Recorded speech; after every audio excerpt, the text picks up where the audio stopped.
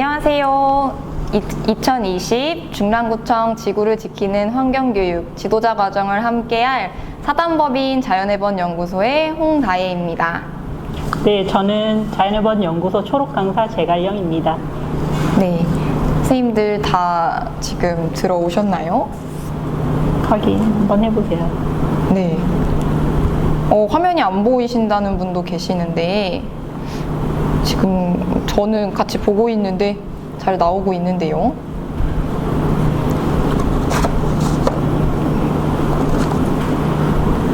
네. 자, 지난 시간에는 시민 참여로 완성되는 에너지 전환 강의를 들으셨을 텐데요. 최근에 중심적으로 많이 얘기되고 있는 기후 위기와 에너지의 개념부터 또 에너지 전환적 삶까지 살펴보셨을 텐데요. 오늘은 녹색 소비와 자원 순환에 대해 함께 공부해 보겠습니다. 녹색 소비 수업에서 생각해 봐야 할 것은 한 번 쓰고 버려지는 자원의 문제점과 지구 자원의 한계, 그리고 폐기에 있어서 발생하는 문제를 전반적으로 학생들과 함께 이야기해 보는 것입니다. 네, 저도 함께 준비하면서 환경교육이라는 부분을 생각해 봤습니다. 초기에는 자연환경 문제적 관점에서 생태적 가치와 보전에 초점을 맞춰왔고, 그 다음 단계로 원인이 되는 에너지 절약, 기후변화 현상, 이것에 관심을 갖고 접근하였습니다. 그러나 이는 단순한 에너지 절약이라는 차원에서 접근해서 해결될 문제가 아니라 현재 이 지구를 살아가고 있는, 그리고 앞으로 살아갈 인간 생활 변화, 특히 소비 생활의 변화를 통해서 극복할 수 있을 것으로 봤습니다.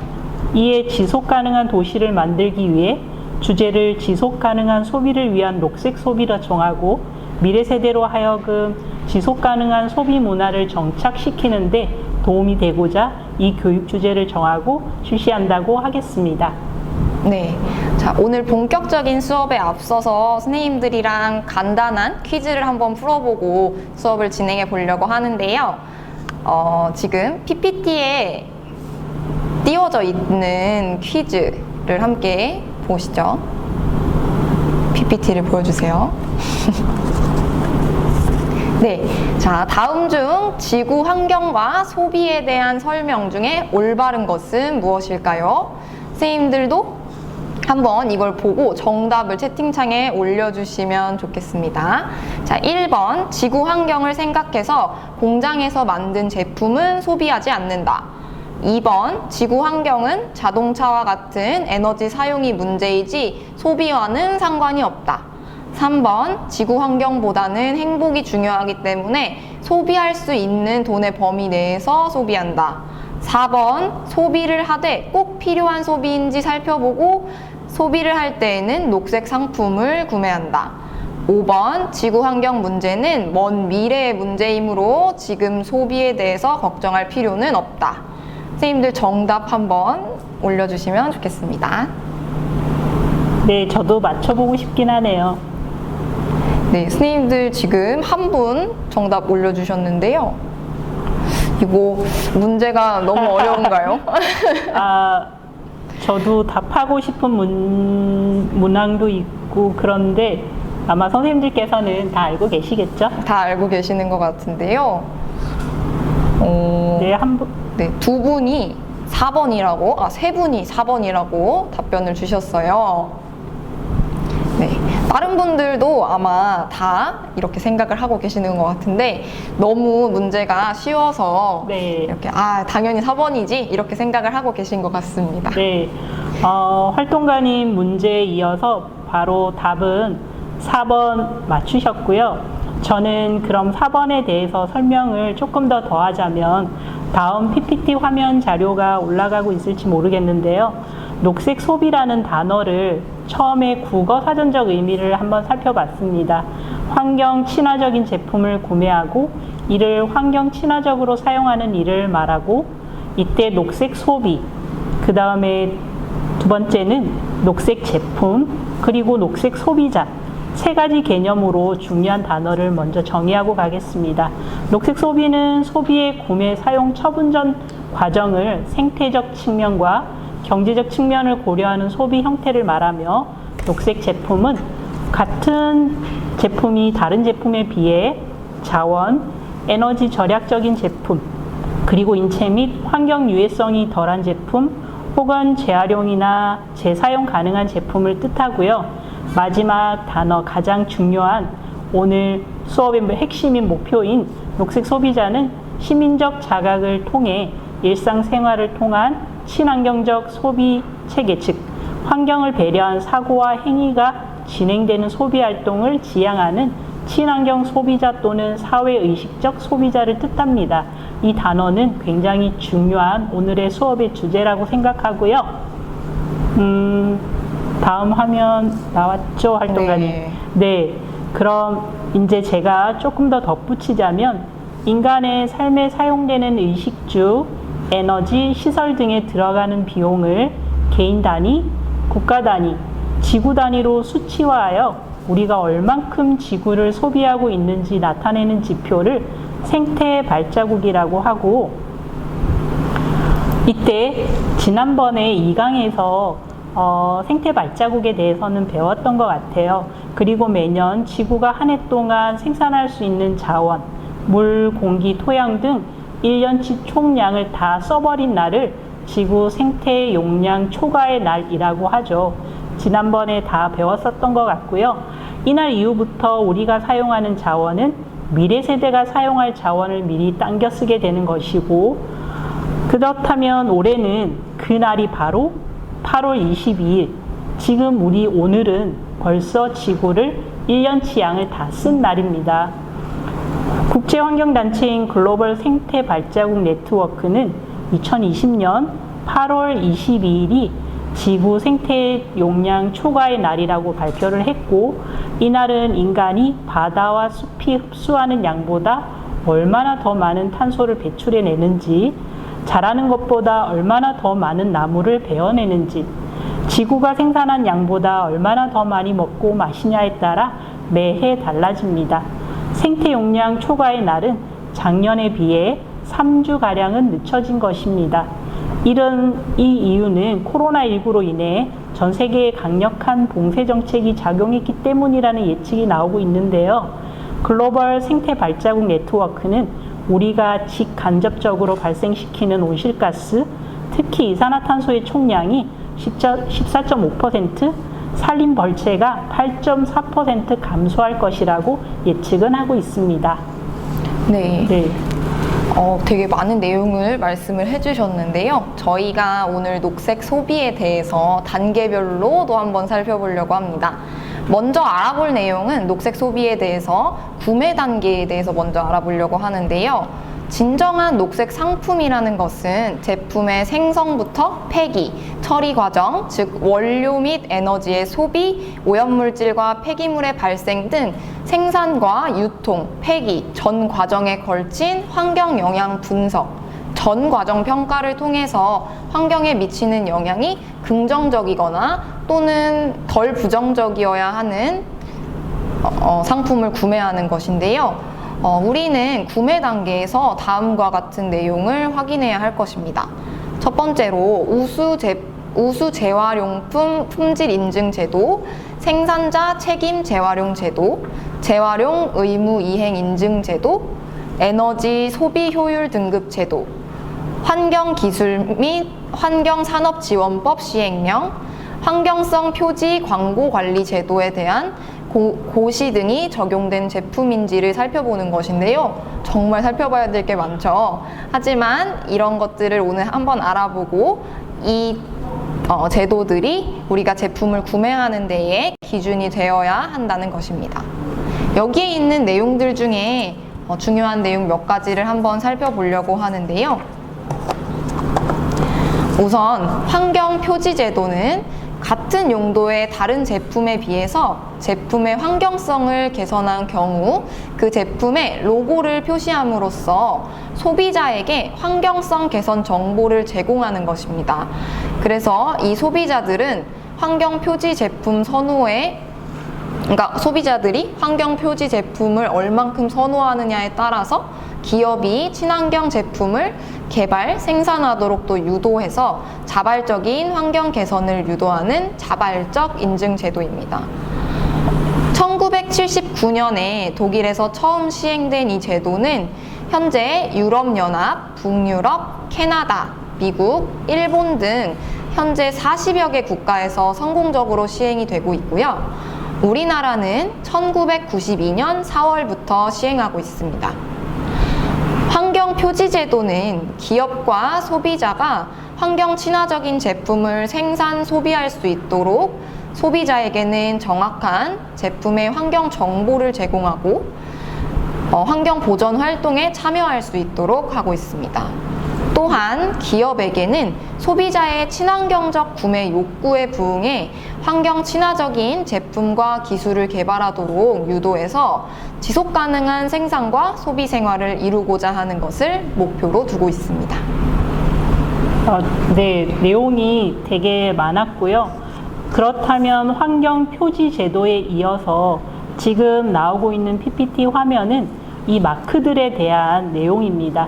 여기에 보이는 이 마크들은 2001년부터 시작한 환경 표지제보다 한 단계 나아간 환경 성적 표지입니다. 환경 성적 표지는 제품의 전 과정 환경 영향 평가를 결과를 정량적으로 표시하는 제도이고요. 소비자가 제품의 환경성을 쉽게 알 수 있도록 제품의 원료 채취에서 생산, 수송 및 유통, 사용, 폐기에 이르기까지 전 과정의 환경 영향을 수치로 나타냅니다. 환경 표지와 마찬가지로 환경부 산하의 환경산업기술원이 운영하고 1차 농축수산물과 임산물, 의약품 및 의료기기를 제외한 모든 제품에 적용됩니다.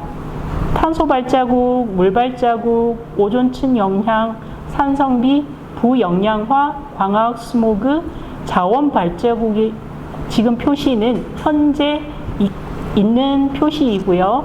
인체 독성과 생태 독성, 생물 다양성은 추가적으로 개발될 예정입니다. 그리고 2개 이상의 환경 성적 표시를 조합해서 표시할 수도 있습니다. 그리고 이 마크는 아주 심플한 디자인으로 통합된 시기는 2017년 1월 28일부터입니다. 그럼 다음 화면에 보면 2개의 비슷한 환경 성적 표지 마크가 보일 겁니다. 대표적인 탄소 발자국 제품 및 서비스의 전 과정에서 발생하는 온실가스를 이산화탄소 배출량으로 환산하여 표시합니다. 이 2개의 표는 탄소 발자국 표지가 2단계로 구분되기 때문입니다. 1단계는 탄소 발자국 인증 제품 및 서비스의 전 과정 온실가스 배출량을 표시하는 것이고 2단계는 저탄소 제품 인증으로 동종 제품의 평균 탄소 발자국보다 낮으면서 저탄소 기술을 적용해서 온실가스 배출량을 4.25%라는 수치를 감축한 제품에 부여됩니다. 실제로 환경 성적 표지의 경우는 2020년 8월 31일 녹색 제품 정보 시스템을 통해 확인해 본 결과 지금의 기업은 446개, 제품은 3,948개입니다. 선생님들도 찾아보시면 될 것 같습니다. 네, 선생님께서 정말 잘 설명해 주셨는데요. 다음으로는 에너지 소비 효율 등급 표시 제도에 대해서 알아보겠습니다.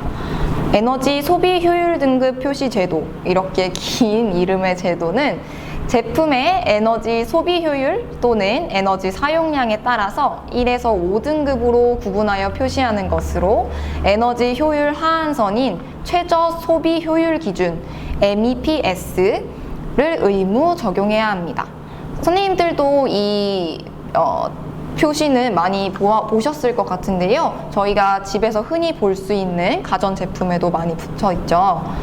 그래서 이러한 에너지 소비 효율 등급 표시 제도에 의해서 라벨을 의무적으로 제품들에 부착하고 있기 때문에 우리가 자주 볼 수 있었던 것 같습니다. 이를 통해서 소비자들이 효율이 높은 에너지 절약형 제품을 손쉽게 판단하여 구입할 수 있고, 또 제조업자들이 생산 단계에서부터 원칙적으로 에너지 절약형 제품을 생산 판매하도록 함으로써 에너지를 절약하려는 데에 목적이 있습니다. 1등급에 가까울수록 에너지 절약형 제품이고 또 1등급 제품은 5등급보다 약 30에서 40% 정도 에너지가 절감된 것입니다. 1992년 9월 냉장고를 시작으로 에어컨, 세탁기, 식기세척기, 전기 냉온수기, 전기 밥솥, 형광 램프, 백열 전구 등등 전체 22개의 품목과 더불어 자동차에도 적용이 되었습니다. 에너지 소비 효율 등급 라벨에는 에너지 소비 효율 등급, 그리고 월간 소비 전력량, 이산화탄소 배출량, 연간 에너지 비용 등이 표시되어 있는데요. 선생님들도 바로 옆에 있는 냉장고만 보셔도 확인하실 수 있으실 것 같습니다. 또한 2001년 8월 29일부터 건물에도 에너지 효율 등급제가 적용되어 있는데요. 건물 에너지 효율 등급은 관련 법규가 정한 기준 이상의 에너지 절약 설비를 채택한 건물에 대해서 에너지 절감률에 따라 1에서 3등급의 인증을 부여하게 됩니다. 네, 자료를 준비하면서 에너지 소비 효율 등급이 건물에도 적용된다는 사실을 알게 되었고요. 그럼 다음 화면에 제가 말씀드릴 것은 하루에 발생하는 생활 폐기물 중에 3분의 1은 그냥 물건을 집으로 가져올 때만 쓰이는 포장재라고 합니다.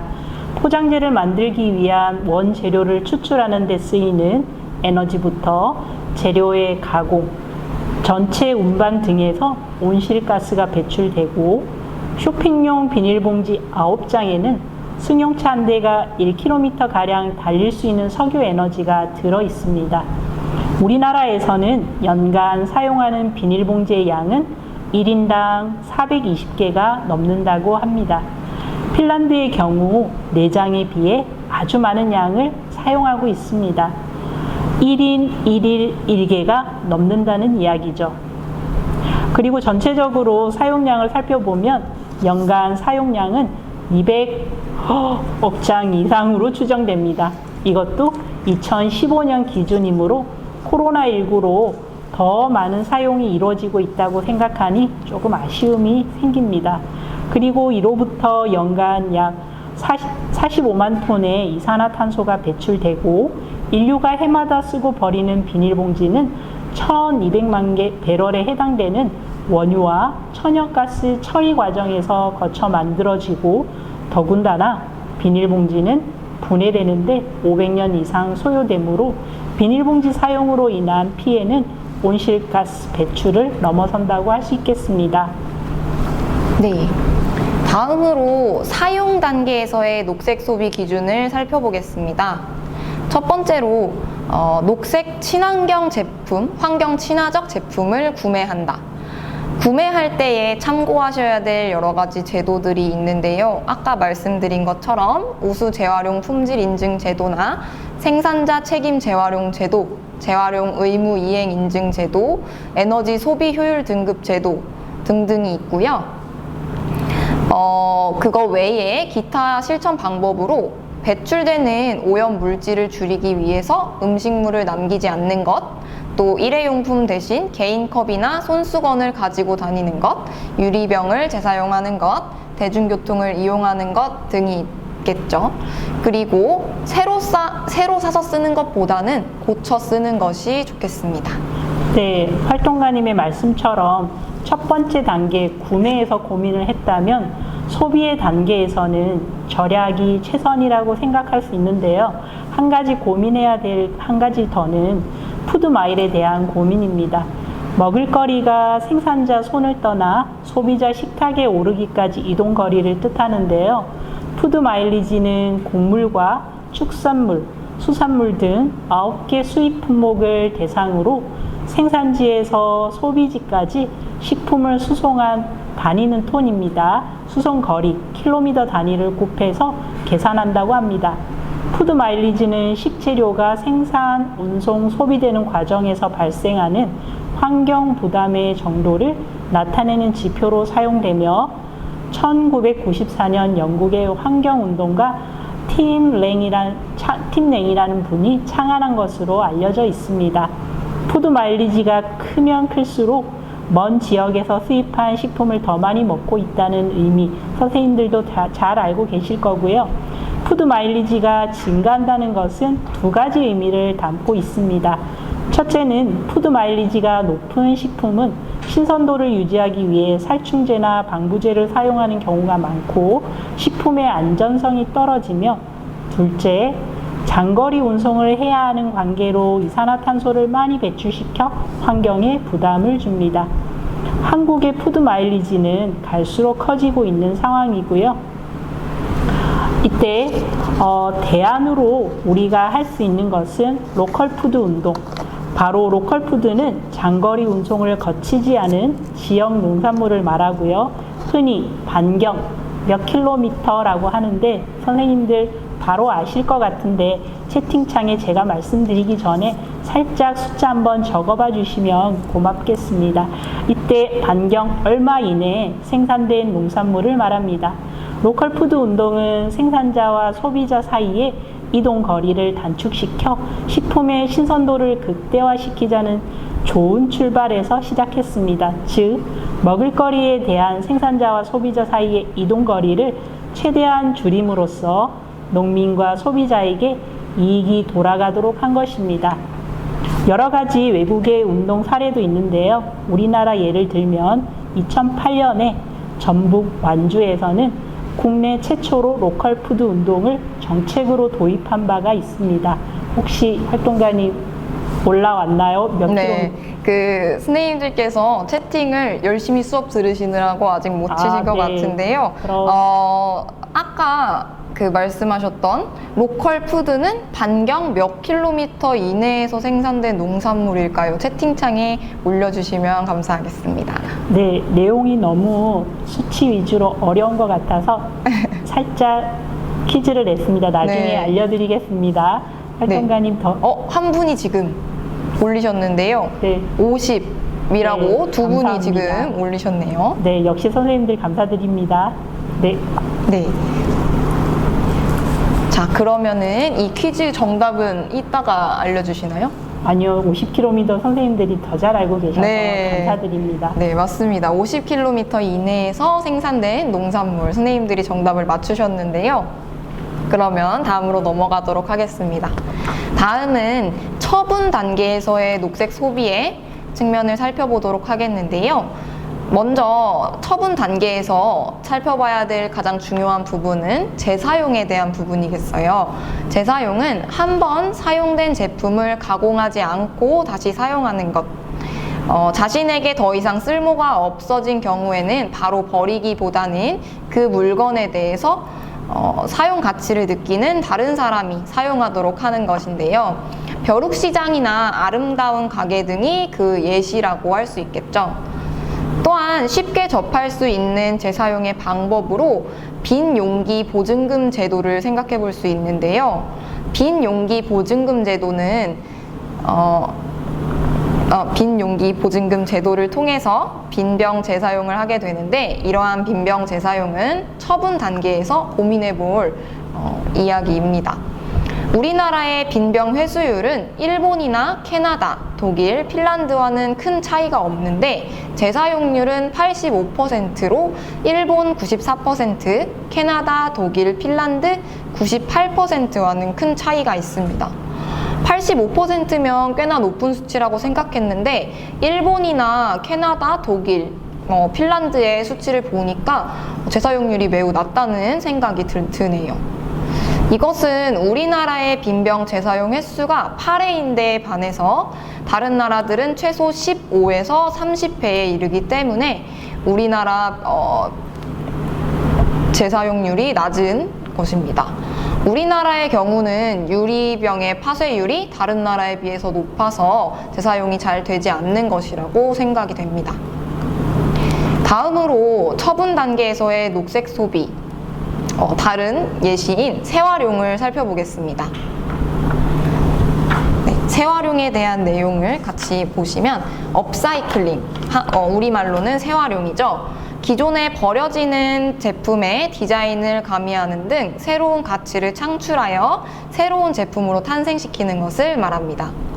폐 현수막으로 가방이나 화분을 만들거나 폐 소방 호스로 가방을 만들고 폐기된 옷이나 넥타이 등으로 새로운 옷을 만드는 것, 그리고 해안에 버려진 빈병들을 치즈 트레이로 탄생시키기도 하는데요. 우리나라의 업사이클링 디자인 협회는 터치포굿, 레코드, 바다보석 등이 있고 세계의 업사이클링 기업들도 선생님들께서는 잘 알고 계실 것이라고 생각합니다. 예전에 봤던 사진이 하나 기억이 나는데요. 혹시 선생님들 방탄소년단 BTS라고 아시나요? 굉장히 유명한 그룹이라서 선생님들도 아시는 분들이 꽤나 있으실 것 같은데요. 이 방탄소년단의 멤버인 RM, 랩몬스터가 메고 있는 가방에 대한 사진이었습니다.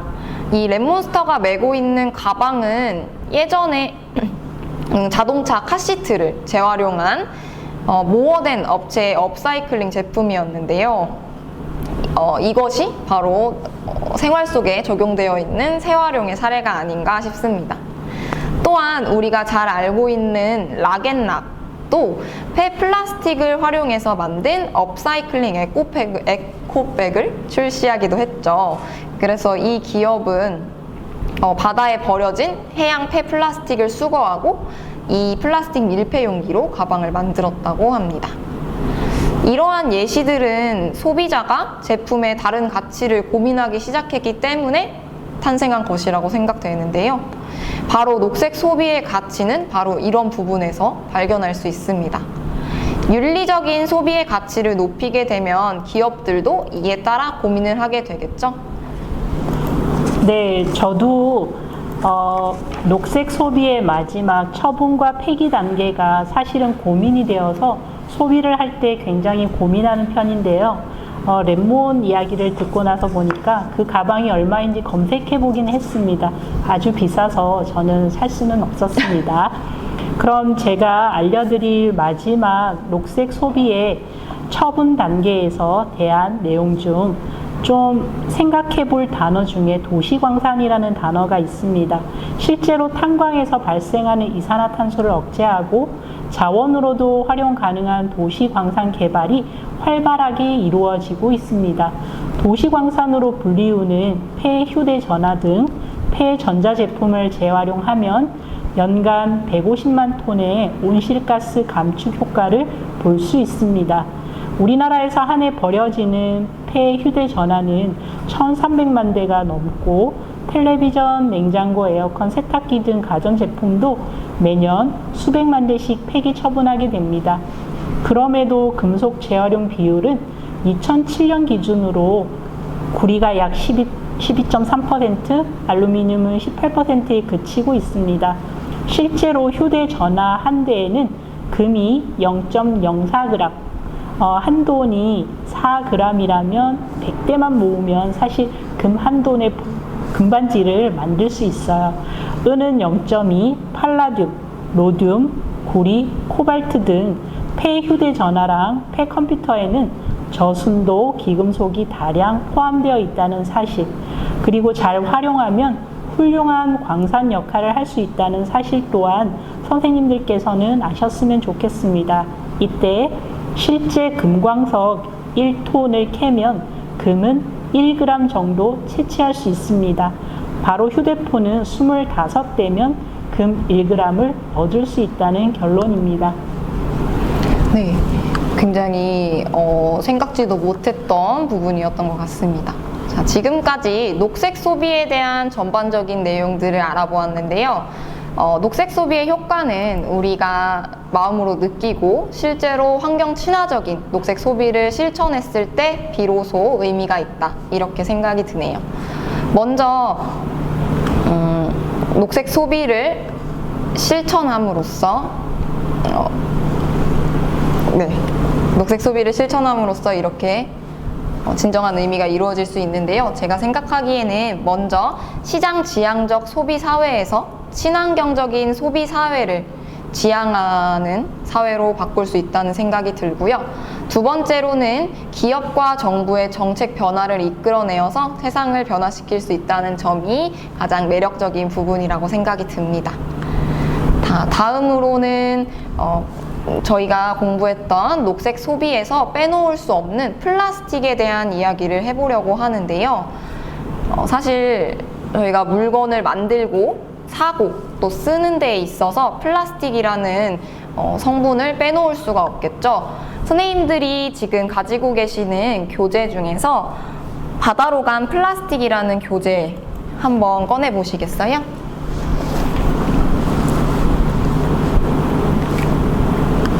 자, 바로 이 교재입니다. 저희 자연의 번 연구소에서 만든 교재인데요. 바다로 간 플라스틱은 4차시 수업으로 이루어져 있는데 선생님들께서 같이 꺼내서 보시면 좋을 것 같습니다.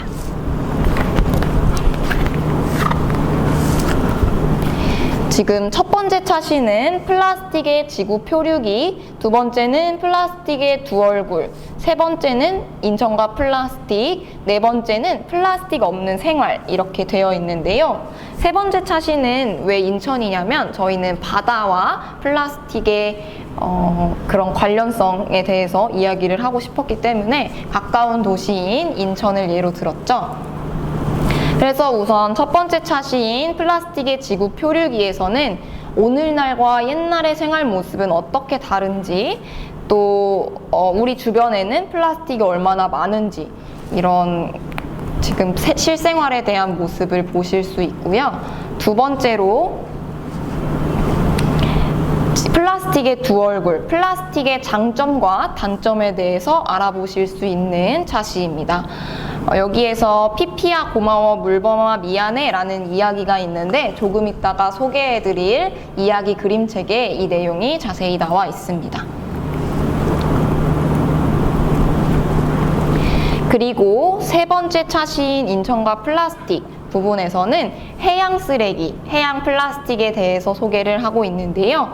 플라스틱이 바다 생물들에게 어떤 영향을 미치는지 또 어떻게 하면 해양 쓰레기를 해결할 수 있을지에 대해서 이야기해 볼 수 있습니다. 마지막 차시인 4차시 플라스틱 없는 생활에 대한 부분에서는 제목에서도 아시다시피 플라스틱 없는 생활을 위한 방안에 대해서 생각을 해볼 수 있겠죠. 그래서 첫 번째 활동으로 플라스틱 없는 현장 학습 가방을 만들어 보기, 그리고 두 번째로는 플라스틱 없는 교실 만들기, 또 오늘 수업에 대한 소감과 캠페인 활동을 해볼 수 있습니다. 자, 이러한 활동을 좀 더 재미있게 진행하기 위해서 교구를 활용하실 수 있는데요. 사실 저희가 이 책자만 보내드렸는데 저희가 마음 같아서는 이 가방을 보내드리고 싶었어요. 근데 너무 비싸서 사실 못 보내드렸고 선생님들께 이렇게 영상으로나마 소개를 드립니다. 저희가 만든 플라스틱 교구 가방에는 그 교구를 잘 활용하실 수 있도록 알아두면 쓸데있는 교구 팁이라는 책자가 같이 포함되어 있는데요. 이 교구 팁 책자에는 다양한 교구들이 이렇게 소개가 되어 있고 이 교구들을 어떻게 하면 수업에 잘 활용할 수 있을지 보실 수 있습니다.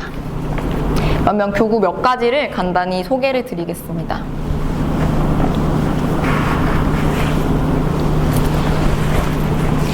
선생님들께서 수업 시간에 직접 입고 진행해 보실 수 있는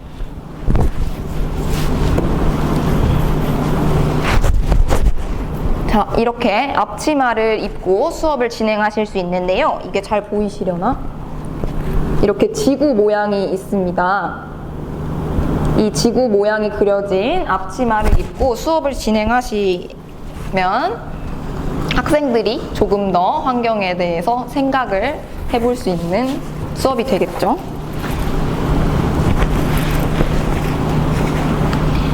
그리고 수업에 직접 활용해 보실 수 있는 교구로 지금 여기에 아까부터 놓여 있었던 역할극 인형들이 있는데요. 선생님 같이 하나씩 써보실까요? 학생들이 직접 이렇게 모자를 쓰고 수업을 할 수 있는 학생들에게 체험을 할 수 있는 교구인데요. 이거는 제가 아까 소개해드렸다시피 이야기 그림책과 함께 사용하시면 정말 좋습니다. 지금 이 교구의 경우에는 저어세고요. 선생님이 아까 쓰셨던 물범, 그리고 PP, 플라스틱 역할극 인형입니다. 이 역할극 모자를 쓰고 지금 여기 있는 이 빅북 역할극을 해보실 수 있는데요. 여기 바다로 간 플라스틱 이야기 그림책이라고 되어 있죠. 학생들이 직접 나와서 이 이야기 그림책을 읽으면서 수업을 한다면 동기 유발에도 굉장히 큰 도움이 될 것 같습니다.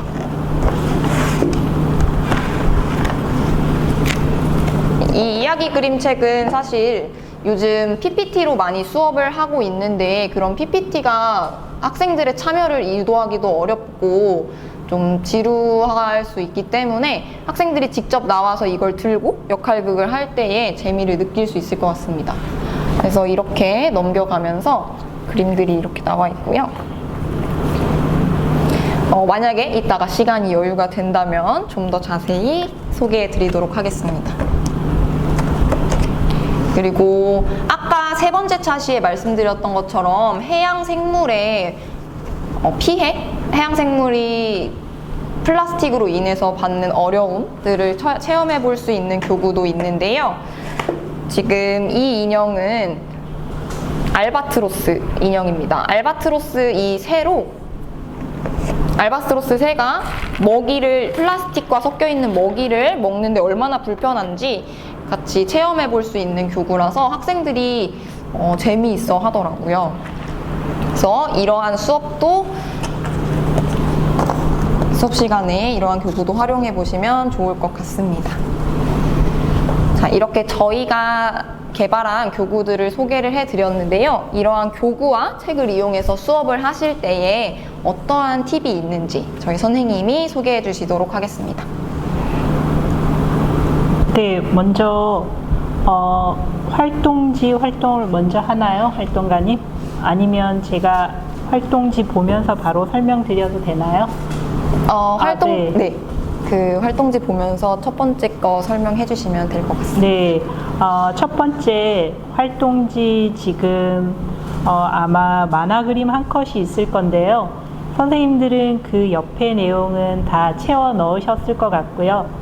그러면 저는 이제 수업을 진행했을 때 학생들과 어떤 소통한 내용 중심으로 설명 한번 드릴게요.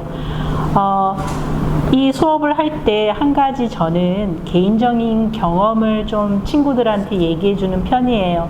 왜냐하면 생태하천 수업을 나갔는데 한 친구가 생수를 다 마시지 못했지만 생수 페트병을 들고 가다가 어떻게 저렇게 떨어뜨리는 바람에 하천 둔치 아래쪽 하천에 생수병이 떨어지는 경험이 있었어요.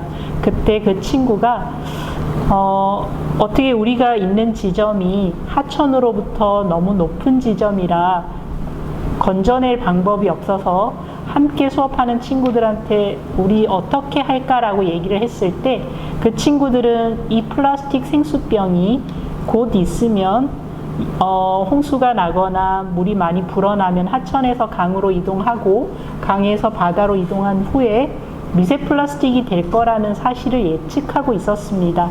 근데 그 떨어뜨린 친구는 살짝 개구쟁이 친구였지만 그 친구만의 문제라고 얘기하면 수업이 진행되지 않을 것 같아서 살짝 그냥 플라스틱에 대한 여러 가지 문제로 얘기를 하고 마무리 지었습니다. 이때 다음에 그 학교에 가서 수업을 하는데 그 친구가 180도 바뀌어져 있는 모습. 그때 생수병을 걔가 가지고 떨어뜨린 게 문제가 아니라 생수병 자체를 가지고 갈 수밖에 없었던 그 내용을 얘기했기 때문에 그 친구는 자기의 책임이지만 그 책임을 오롯이 가졌다면 기분이 나빴을 텐데 그냥 전체적으로 소비, 그 다음에 플라스틱에 관한 문제라 생각하고 그냥 잘 넘어가서 다음에 그 친구를 봤을 땐 환경 수업을, 제 수업을 들을 때 너무나 멋지게 그때 자기의 책임이라고 얘기하지 않았던 그 부분을 깊이 느꼈나 봐요. 그랬던 그 경험이 있었고요. 이렇게 일단은 그 경험을 함께 선생님들과 공유하고 싶었고요. 이 그림에서는 아이들은 너무나 내용을 잘 알고 있고 미세 플라스틱이라는 단어, 그 내용에 대해서도 잘 알고 있었습니다. 내용을 메워주기에는 충분히 알고 있는 내용이라 별 어려움은 없었을 것 같습니다. 선생님들도 아마 마찬가지일 거라 생각이 듭니다. 네, 활동지 계속 이어가나요? 네. 그 다음 활동지, 네, 그랬을 때, 금방 말씀드렸던 폐 플라스틱이 바다로까지 이어졌을 때의 문제점을 보면 아마 지금 화면에 보이는 연결된 그 장면, 아마 해양 플라스틱에 얘기하면 항상 선생님들께서 수업을 준비하실 때 쓰는 자료인 것 같고요. 보면 바다 거북도, 물범도, 그 다음에 고래도, 그리고 제일 오른쪽 위에 있는 이 새도, 선생님들께서는 아마 금방 우리 활동가님께서 이렇게 활동해 주신 그 새 이름을 알고 계실 겁니다. 알바트로스라는 새인데요. 보통 아이들은 이 알바트로스라는 새를 특정해서 이 새가 알바트로스라는 사실은 모르고 있거든요. 혹시 선생님들께서 살짝 지루하실까봐 유튜브 지금 댓글창에 혹시 알바트로스가 딱 어떤 새다라고 설명해 주시면 고마울 것 같아요. 왜냐하면 아이들한테 고래도 거북이도 물범도 친숙하게 이름을 딱딱 명명할 수 있지만 위에 오른쪽 위에 이렇게 뱃속에 플라스틱이 가득 찬 이 그림을 충격적으로 받아들이면서도 이 새 이름은 잘 모르는 경우가 있거든요. 이때 이 새가 알바트로스다 라고 설명하는 게 그냥 이름만 이야기하고 끝내는 게 아니라 이 새의 특징을 얘기하면 굉장히 좋아해요. 혹시 이 알바트로스 새의 특징을 혹시 선생님들 알고 계신 분 댓글 남겨주셨나요? 선생님들이 아직 댓글은 안 남겨주셨는데, 이 알바트로스 새가 왜 이 사진에 등장하게 됐는지, 알바트로스 특징이 어떻기 때문에 여기에 등장하게 됐는지 그 댓글로 한번 채팅 올려주시면은 제가 확인해서 말씀드리겠습니다. 선생님들 네. 의견을 자유롭게 남겨주세요. 네, 살짝 덧붙이자면 이 알바트로스라는 새가 영화로도 나왔거든요. 혹시 활동가님도 보셨나요? 저는 아직 못 봤습니다. 네, 굉장히 아주 길고 알바트로스 새가 정말 운명을 다하는 모습을 천천히 담아내고 있거든요. 그 영상을 보면 정말 지구 환경의 위기 중에 해양 생물의 위험, 이걸 느끼게 되는데요. 이 새를 설명할 때 아이들한테 이렇게 설명하면 되게 좋아하거든요. 그 부분을 선생님들께서는 조금 캐치하셔서 이렇게 수업에 활용하시고 이 새가 과연 어떤 새길래 이렇게 먹었는지 얘기해주면 좋을 것 같아요.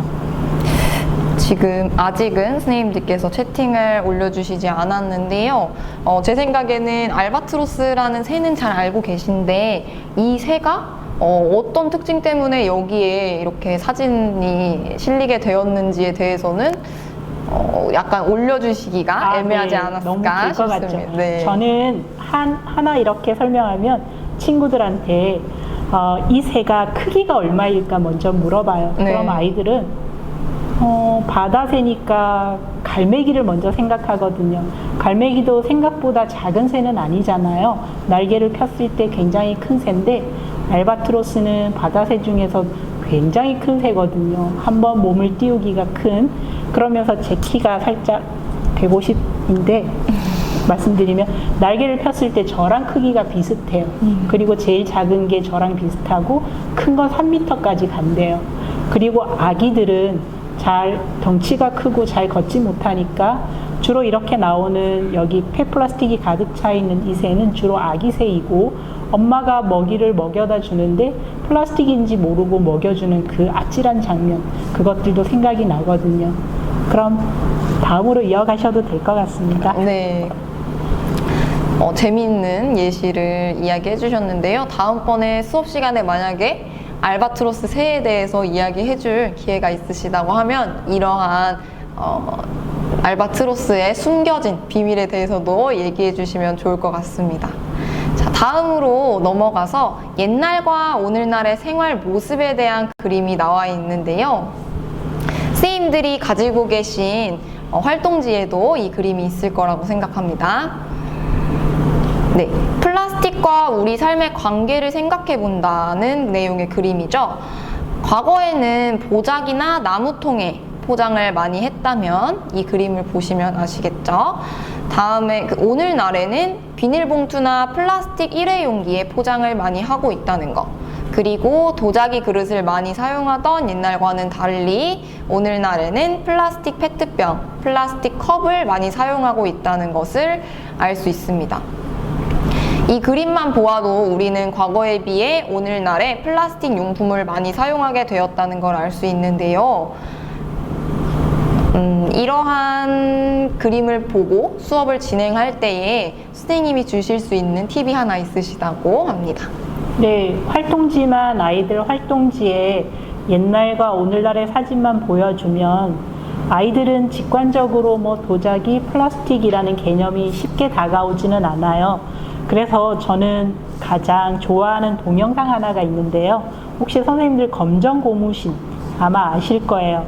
검정고무신 시리즈가 여러 개 중에 사기 시리즈 13화에 기철이는 못 말려 편을 보면 사용하는 필기구, 병원의 모습, 그리고 안경 이야기 등이 나옵니다. 그러면 다음 활동을 아마 자연스럽게 하실 수 있을 거라 생각하고 있습니다. 네, 다음에 표를 보시면 앞에 나와 있는 그림이랑 선생님이 소개해 주신 검정고무신 이야기에 대해서 먼저 보시고 그 다음에 이 표를 하실 수 있을 것 같은데요. 선생님들께서는 아마 너무 쉬워서 금방 해결하셨을 거라고 생각합니다. 수업을 진행할 때에는 학생들에게 이걸 작성해 보라고 했을 때 보통 학생들은 컵이나 포장지, 도시락 순서로 활동지를 작성을 했었습니다. 저도 컵을 한번 써보았었는데요. 유리컵, 도자기 컵이 지금은 종이컵이나 플라스틱 컵으로 대체해서 사용되고 있다는 것을 이 활동지를 해결하면서 다시 한번 생각해 보게 되는 순간이었습니다.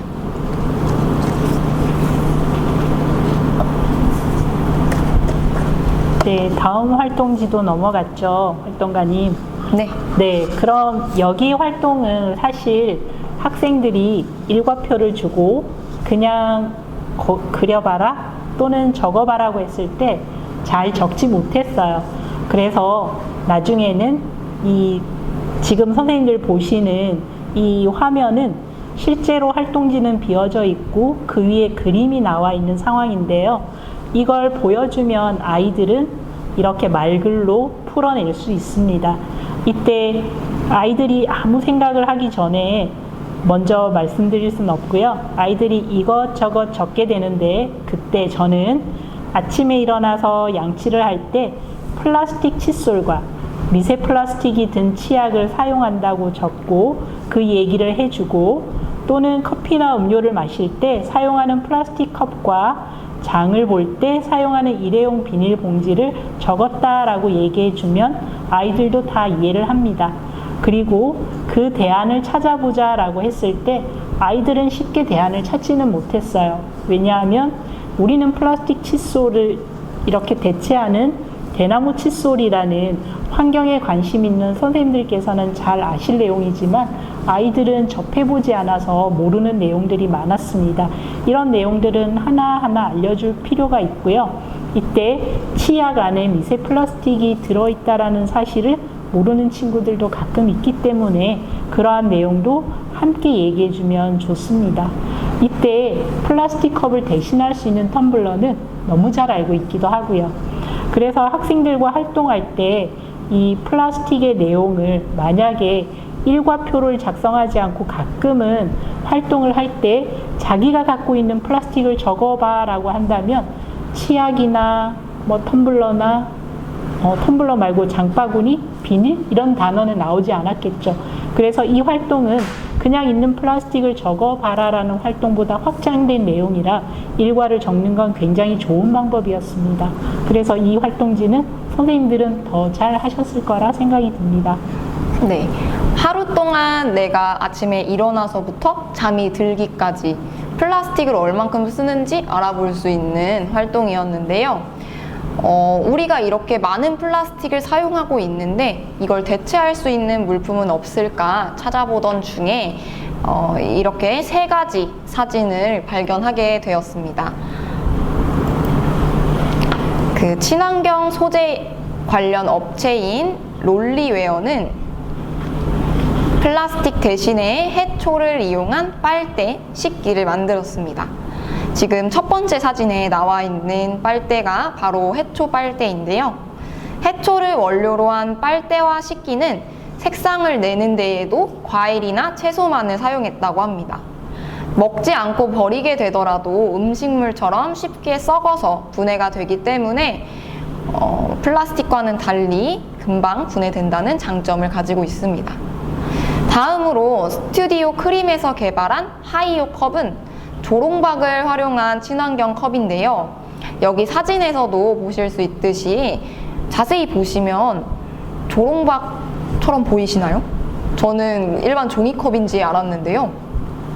3D 프린터를 이용해서 컵 모양 금형을 만든 다음에 다 자라지 않은 어린 조롱박을 넣어서 재배하면 형틀 모양대로 조롱박이 자연스럽게 컵을 형성해서 자란다고 합니다.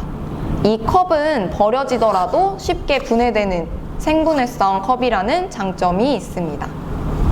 마지막으로 나와 있는 지프로 만든 빨대는 사실 최초의 빨대가 원래 지프로 만들어졌다는 거 알고 계시나요? 네, 옛날에는 풀을 말려서 맥주 같은 걸 마시면서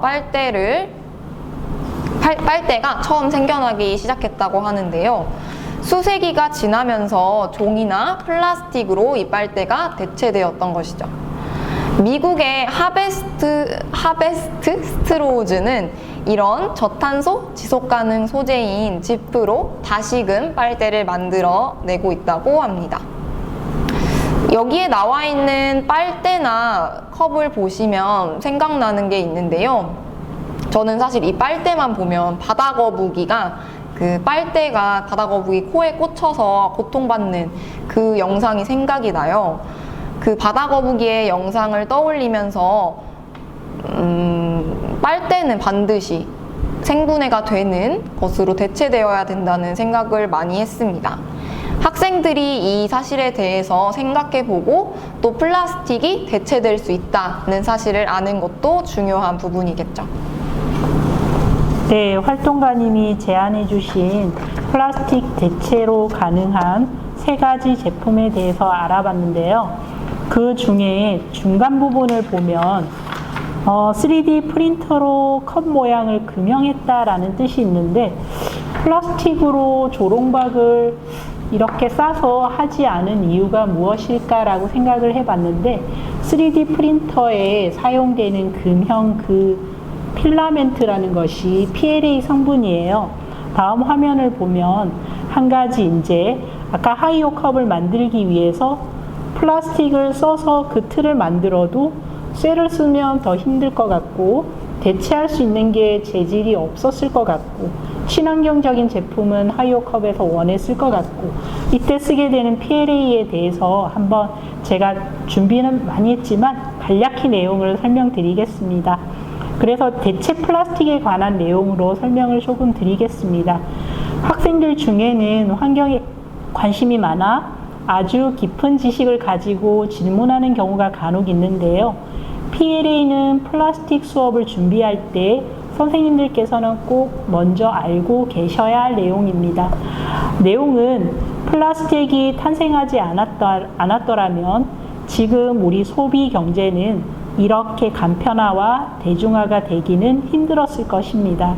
플라스틱의 문제점은 알고 있지만 아주 유용한 점 때문에 일회용 배달식기류, 기타 소비재 속의 부품들, 장난감, 피복류, 위생이 중요한 일회용 의료 보건용 기기, 개인 위생용품에 모두 쓰이고 있는데요.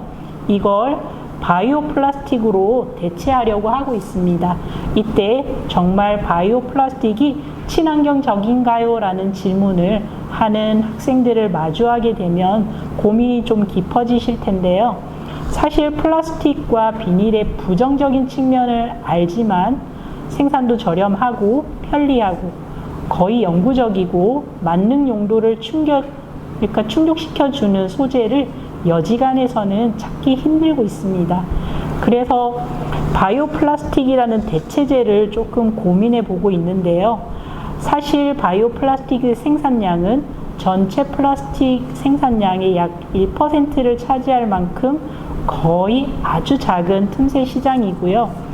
이때 이 바이오 플라스틱은 사실 두 가지로 나누어져요. 자연에서 얻은 원자재를 플라스틱 제조에 첨가한 바이오 베이스 플라스틱이 하나 있고요.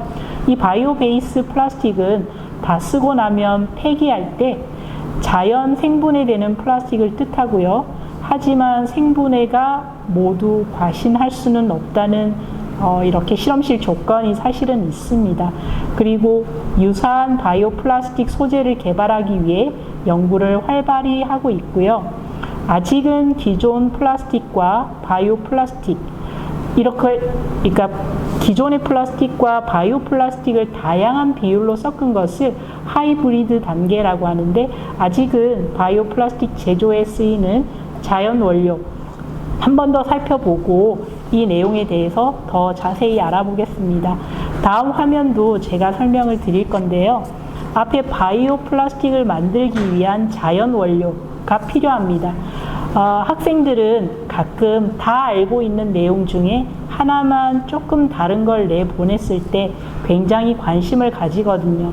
선생님들께서는 토마토도 보이실 거고, 살짝 보면 왼쪽 제일 위에 있는 화면을 보면 이건 활동가님도 아실까요? 이건 사탕수수. 네. 그리고 오른쪽 위에 장면은 당연히 나무에서 하얀 액이 나오는 생고무라고 알고 계실 겁니다. 그런데 아래쪽은 잘 모르시겠죠. 이 구조는 녹말의 구조입니다. 실제로 플라스틱의 구조와는 완전히 화학식이 다른데요. 아이들한테 궁금증을 유발하기 위해서 이렇게 다 알고 있는 것. 만약에 감자나 전분가루를 넣었다면 아이들은 녹말이라고, 아이들도 연결은 좀 힘들겠지만 선생님들께서는 아이들에 대해 과학적 호기심도 살짝 넣어주시면 좋거든요. 이때 사탕수수는 지금 사탕수수, 생고무, 토마토, 녹말 중에 다 알 것 같은데 지금 선생님께서 살짝 궁금한 게 토마토가 왜 바이오 플라스틱의 원료라고 나와 있는지 궁금하실 텐데요. 이 자료를 찾아보면 2014년 미국의 토마토 케찹을 생산한 업체, 하인즈 알고 계시죠? 뜬뜬. 거기에서 포드 자동차라는 회사와 자동차를 위한 지속 가능한 바이오 플라스틱 소재 개발이라는 주제로 이렇게 여러 가지 협력 프로젝트를 하게 됩니다. 이때 포드사는 소재 과학자들이 하인즈 케첩 공장에서 다량으로 짜고 나면 토마토가 남잖아요. 그 찌꺼기를 껍질, 줄기, 실을 견고한 자동차 배선 브래킷, 좌석 등 자동차의 부품 바이오 플라스틱으로 재활용 방법을 모색했습니다. 결과는 알려지지 않았어요. 그래서 아직까지는 지금 바이오 플라스틱의 단계가 어느 단계인가 라고 학생들한테 질문을 받으면 대체 가능한 것을 찾고 있다. 그렇지만 아직까지는 자연으로부터 얻은 대체 가능한 물질 외에는 아직까지 플라스틱과 혼합한 바이오매스는 아직 연구 진행 중이다. 우리 친구들이 할 수 있는 몫이 남아있다라고 설명해도 참 좋을 것 같습니다. 네, 그래서 이제 내용은 화면에 지금 녹말이랑 여러 가지 함께 공유한 내용은 제가 아주 많이 찾아왔음에도 불구하고 그냥 여기까지 정리를 하도록 하겠습니다. 그래도 궁금해하시는 선생님들이 많으실 것 같은데 한두 가지 정도만 더 소개를 해주셔도 좋지 않을까요? 그럴까요? 그러면 지금 연구 중인 첫 번째 사탕수수는 어디에나 지금 바이오 에너지 측면에서도 사탕수수는 이용되고 있잖아요. 사탕수수는 왜냐하면 잘 자라고 아주 넓은 면적에 촘촘히 자라도 되는 그런 자연물이기 때문에 사탕수수는 바이오 연료와 바이오 페트 물병 생산에 현재 가장 널리 쓰이고 있는 원자재이고요. 사탕수수를 원료로 한 바이오페트 30이라는 이 물질은 약 30%가 사탕수수 기반의 바이오 플라스틱이고, 사탕수수 성분이 포함된 바이오 플라스틱이지만 오물 처리되면 자연적으로 썩거나 생분해되지는 않습니다. 재활용하려면 기존 석유화학 플라스틱과 동일한 공법으로 처리해야 된다는 단점을 아직은 가지고 있고요. 그러면 생고무는 지금까지 고대 마야 제국에서 놀이용 공으로 만들어진 데에 사용되었을 정도로 오랜 역사를 가진 생고무는 현재 생산되는 모든 합성 고무 제품에서 40%가 쓰여지고 있습니다. 예컨대 생고무를 첨가한 친환경 자동차 타이어는 실험 결과 기존 합성 고무 타이어와 진배 없는 성능을 입증받은 바 있고요. 생고무 제품이 더 늘어나면 고무에서 추출되는 흰 생고무액에 대한 수요도 함께 증가할 것이라고 조금은 걱정이 되기는 하고요. 토마토도 설명을 드렸고, 그럼 나머지 녹말에 대해서 설명을 드리겠습니다. 녹말은 주로 밀, 옥수수, 감자에서 추출되는 녹말은 더 이상 요리 재료가 아니고 열가수성 녹말이라고 해서 세포막을 보호하는 성질을 갖고 있는 바이오 플라스틱의 원자재와 혼합물로 탁월할 뿐만 아니라 화학적으로도 녹이면 비스코스 같은 직물 섬유로도 가공할 수 있다는 장점이 있다고 합니다. 인체에는 무해하고 어린이 장난감을 만드는데 주 원료로 사용되고, 실제로 이건 아주 탄탄한 소재로 만들어지지 않기 때문에 활용이 다 가능하다고 합니다. 여기까지 재료에 대한 설명을 조금 덧붙여 드렸습니다. 네, 선생님이 정말 많은 재료들을 설명해 주셨는데요. 다음으로 저는 우리가 실생활에서 플라스틱을 대체하고 있는 예시에 대해서 소개를 해드리려고 합니다. 선생님들 혹시 알맹 망원시장, 마르쉐 해화라는 시장 들어보셨나요?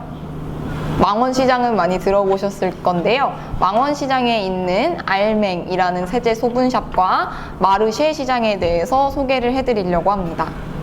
이 시장들에서는 비닐봉지나 일회용 접시를 쓰지 않는 것으로 유명한데요. 우선 첫 번째로 마르쉐 시장에서는 손님들이 각자 챙겨간 장바구니나 용기 또는 종이 가방에 물건을 담아준다고 합니다. 마르쉐 시장을 찾는 사람들은 쓰레기 없는 장보기로 지구와 함께하는 생활을 위해서 장바구니와 포장 용기, 개인 식기, 텀블러 등을 가져오고, 시장에서는 이러한 손님들에게 덤이나 할인을 제공해주고 있다고 합니다. 개인 용기를 챙겨가는 게 가장 좋겠지만 깜빡 잊고 개인 용기를 챙겨오는 것을 잊었다면 음식을 담아 먹을 수 있는 친환경적 재질의 접시나 수저, 컵 등을 보증금 1,000원을 내고 대여할 수 있다고 합니다. 또한 아까 말씀드렸던 망원시장에 알맹이라는 세제 소분샵도 있는데요. 이들은 껍데기는 가라, 껍데기는 가고 알맹이만 남아라 라고 외칩니다. 개인의 용기나 기증된 재사용 용기에 필요한 만큼 세제를 덜면 무게에 따라서 비용을 지불하는 시스템인데요. 이 알맹 세제 소분샵은 세제를 팔기 위해서 본인들이 사용하는 20리터 벌크통까지도 재사용된 제품을 사용한다고 합니다. 알맹에서는 주방세제부터 세탁세제, 구연산, 다목적 소다 등 각종 친환경 세제류를 플라스틱 용기 없이 그램 단위로 판매해서 제로 웨이스트 라이프를 실천할 수 있는 곳이라고 합니다. 플라스틱 사용의 대안이라고 할 수 있습니다. 사실 저도 가끔 망원시장을 방문하고는 하는데요. 이 알맹 세제 소분샵을 듣고 꼭 가보고 싶었는데 아직은 제가 방문을 해보지는 못했어요. 기회가 된다면 꼭 방문을 해서 이러한 제로 웨이스트 라이프를 저도 한번 실천해보고 싶네요. 선생님들도 기회가 되신다면 이러한 간단한 실천으로 플라스틱의 사용을 줄여보시는 것도 좋을 것 같습니다. 자, 다음 화면을 보고 계실 텐데요. 생명과 풍요의 공간인 바닷속의 해양 생태계는 지금 아까 말씀드린 것처럼 플라스틱 그리고 미세 플라스틱 때문에 오염되고 있습니다. 이러한 플라스틱의 공격은 결국 우리 인간들에게도 영향을 미치게 될 것인데요. 바다가 인간이나 해양 생태계의 지속 가능한 삶의 터전이 되기 위해서는 플라스틱을 줄이려는 우리의 작은 노력과 실천이 필요할 것입니다. 지금 보여지는 활동지를 학생들이 작성을 하려면 먼저 정책이나 줄일 수 있는 기술들을 알아야겠죠. 학생들이 이런 활동지를 작성할 때에는 물론 선생님들께서도 플라스틱의 대안에 대한 정책과 기술들을 알고 계셔야 될 것 같습니다. 그런데 선생님들께서는 이미 이런 자료를 많이 찾아보시고 알고 계시는 것도 많으실 거라고 생각하는데요. 이러한 내용을 작성하는 데 칸이 부족할 만큼 많이 알고 계시겠지만 그 중에서 한 가지 특징적인 정책이나 기술 제안이 있으시면 이걸 채팅창에 올려주시면 저희가 확인을 하고 소개해드리도록 하겠습니다. 알고 계신 기술이나 정책들을 마구마구 적어주시면 좋겠습니다. 그리고 선생님들께서 새롭게 제안하고 싶은 정책이나 기술들이 있으면 제안해 주시면 더더욱 좋습니다. 네, 지금 그러니까 채팅창에 기술이나 정책을 올려주고 계실 것 같은데요. 아이들한테 정책을 설명하기도 기술을 설명하기도 사실은 어려워요. 근데 나중에 활동가님이 URL 주소를 올려주실 텐데요.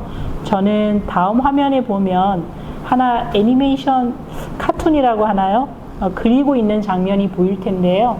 해양수산부에서 만든 유튜브 영상이에요. 이 영상을 한번 보시면 아이들이 생각하는 것 이상 그리고 선생님들이 생각하는 내용들이 조금 더 아이들한테 전달하기 쉽게 느껴질 수 있을 거거든요. 이 영상은 적극 제가 추천드리고요.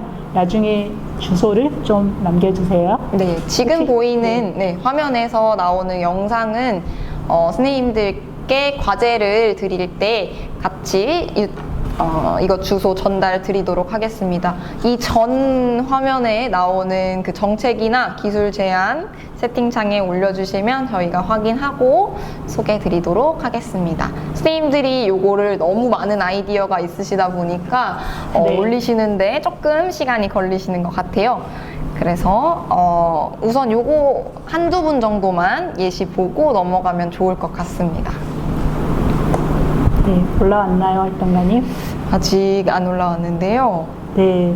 조금만 더 기다려 보도록 하겠습니다. 너무 많은 자료를 찾고 계신 건 아닌지 모르겠네요. 선생님들께서 생각하시는 그런 간단한 아이디어라도 좋습니다.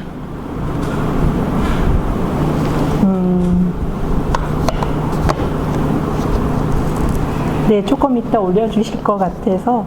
네, 그러면은 조금 이따가 저희 그러면은 요 뒤에 내용을 하고 그 다음에 선생님들께서 아이디어가 있으시면은 계속 올려주시면 그건 이따가 소개를 드리도록 하겠습니다. 네, 다음으로는 녹색 소비에 대한 내용을 해볼 건데요. 저희가 아까 말씀드렸듯이 초반에 그 녹색 소비 전반에 대한 내용을 배웠고 그 다음에 녹색 소비에서 빼놓을 수 없는 플라스틱에 대한 내용을 배웠습니다. 다음으로는 우리가 만약에 녹색 소비 수업을 하게 된다면 어떠한 내용들이 있을지, 자료들을 활용할 수 있을지, 또 수업 팁은 무엇이 있을지 같이 살펴보도록 하겠습니다. 네, 먼저 수업을 들어가기 전에 아이들한테 녹색 소비라는 단어 자체가 조금은 소비면 소비, 녹색은 환경 이런 의미라 환경 소비라는 개념은 어렴풋하게 다가갈 텐데요. 구체적으로 이러이러한 것이 녹색 소비다라고 말로 또는 PPT 화면으로 전달하면 쉽게 다가가지 않아요.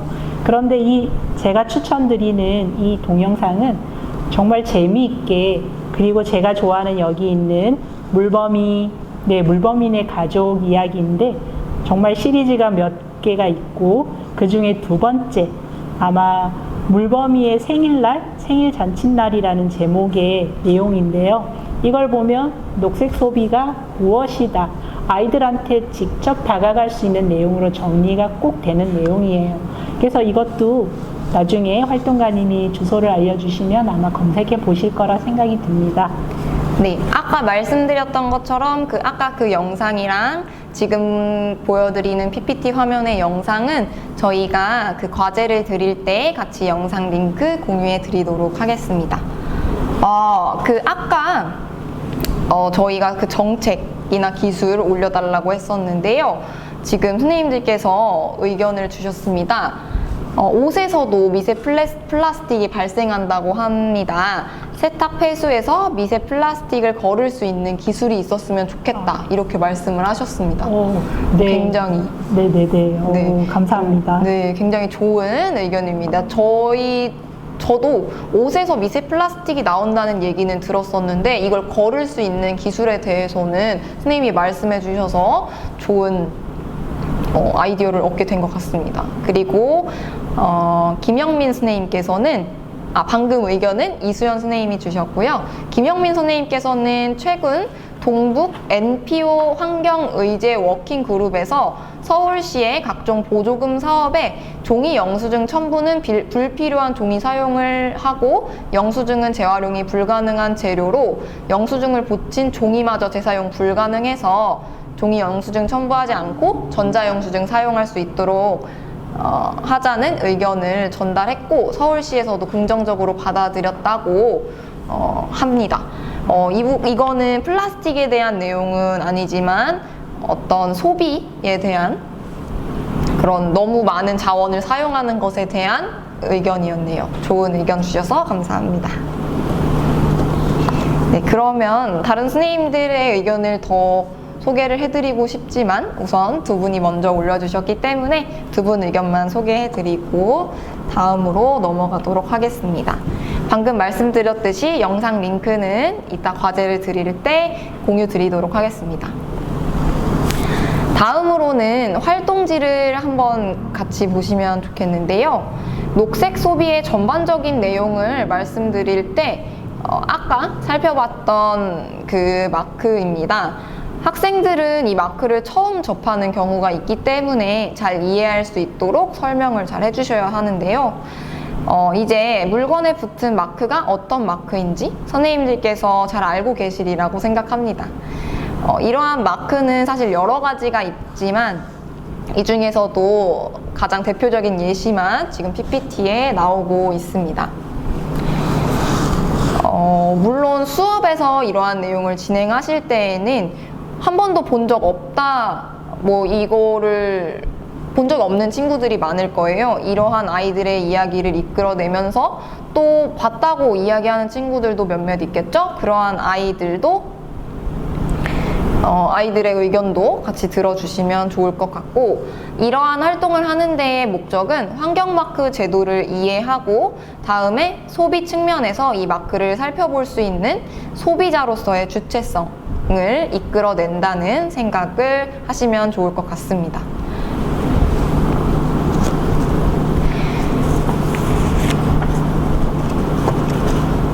지금 PPT에는 환경표지 인증 제품, 우수 재활용 인증 제품, 그리고 저탄소 인증 제품이 나와 있는데요.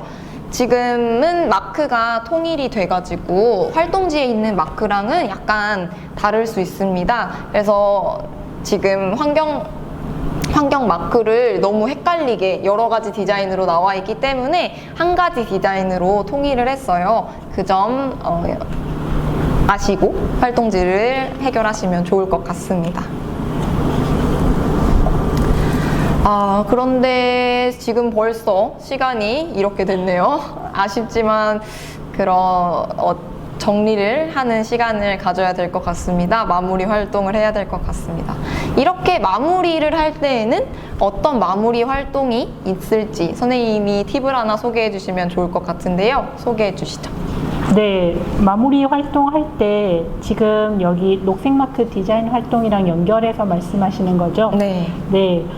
이렇게 활동이 끝나고 녹색 마크 디자인 활동하기라는 이렇게 실습 단계를 만나게 되면 그냥 아이들 종이에다가 그려봐라 라고 한다면 아이들은 쉽게 그려내지 못해서 제일 처음에 녹색마크라는 환경표지 인증 제도 하에 통일된 마크가 있었잖아요.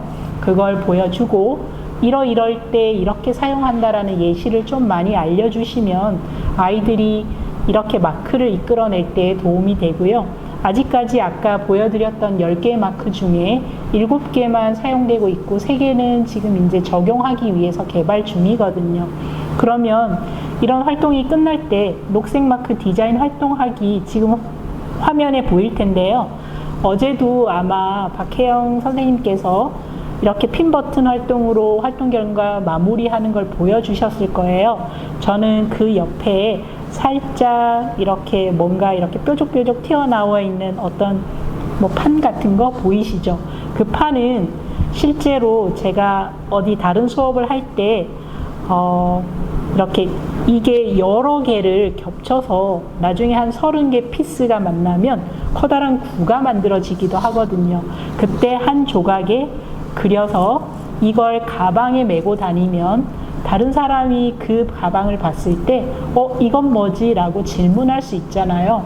그럼 나는 이 마크 활동을 통해서 캠페인 활동을 할 수 있는 거라는 생각이 들었어요.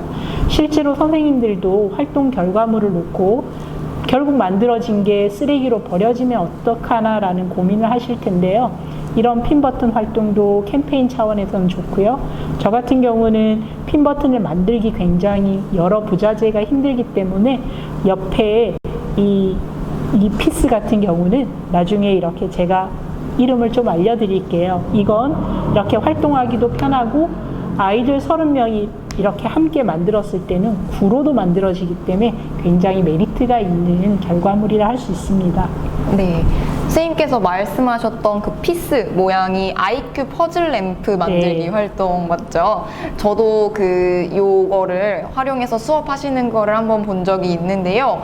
이게 사실 한 개만 있을 때는 이게 뭐지 싶었는데 여러 친구들 거를 모아서 보니까 동그랗게 공 모양이 만들어지고 학생들도 굉장히 호기심을 보이는 그런 좋은 자재, 소재라고 생각을 합니다.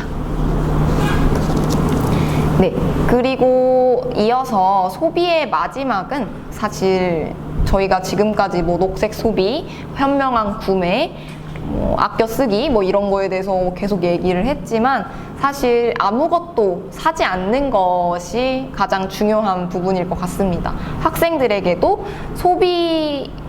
폐기가 필요 없는 소비는 바로 아무것도 사지 않는 것이라는 것을 알려줄 필요가 있겠는데요.